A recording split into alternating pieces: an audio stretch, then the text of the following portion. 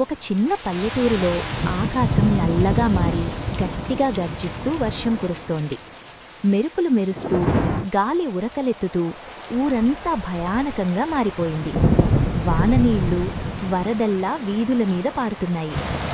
ఆ ఊరిలోని ఒక చిన్న ఇంటిలో పాప మంచంపై ఒంటరిగా పడుకొని ఉంది. గాలి బలంగా వీయడంతో గుమ్మం తలుపులు ధమ్ ధమ్ అంటూ కొట్టుకుంటున్నాయి. పై ఫ్యాన్ గిరగిరా తిరుగుతోంది. ఒక్కసారిగా మెరుపు పడగానే లైట్ ఆరిపోయింది. ఇల్లంతా చీకటితో నిండిపోయింది. పాపకు భయం వేసింది. ఇంతలో ఆమె నాన్న త్వరగా ఇంటికి చేరుకున్నాడు. తలమీద ఉన్న వర్షపు నీటిని తుడుచుకొని టవల్ని పిండాడు. పాప దగ్గరకు వెళ్ళి ఆమెను ఓదార్చాడు.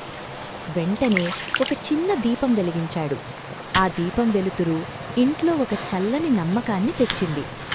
వాళ్ళమ్మ వంటగదిలో పనిలో నిమగ్నమై ఉంది. వంకాయల్ని నిప్పుపైన కాల్చి వాటి తొక్కలు తీస్తూ కూర సిద్ధం చేస్తోంది. నాన్న కూడా పొయ్యి దగ్గర కూర్చొని మంట దగ్గర వేడి పొందుతూ అమ్మకు సహాయం చేయడం ప్రారంభించాడు. కూరగాయల్ని నూరి పేస్ట్గా మార్చి ఇచ్చాడు. బయట వర్షం కొంచెం తగ్గినట్టు అనిపించినా మళ్లీ గాలి పెరిగి వర్షం మొదలయింది.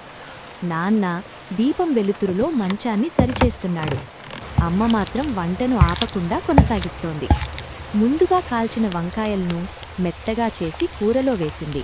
చివరగా కొత్తిమీరను కట్ చేసి పైన చల్లి కూరకు మంచి వాసన తెచ్చింది. ఇంతలో పాప నిద్రలేచి నాన్న దగ్గరకు వచ్చింది. చిన్నగా నవ్వుతూ బియ్యం కడగడం మొదలుపెట్టింది.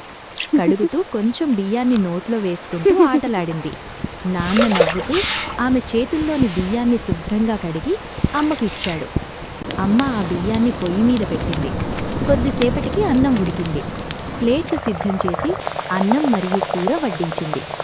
ముగ్గురూ ఒకచోట దీపం వెలుతురులో కూర్చొని బయట వర్షం శబ్దం వినుతూ వేడివేడిగా అన్నం తింటూ ఆనందంగా గడిపారు.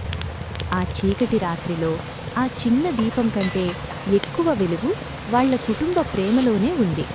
శుభం.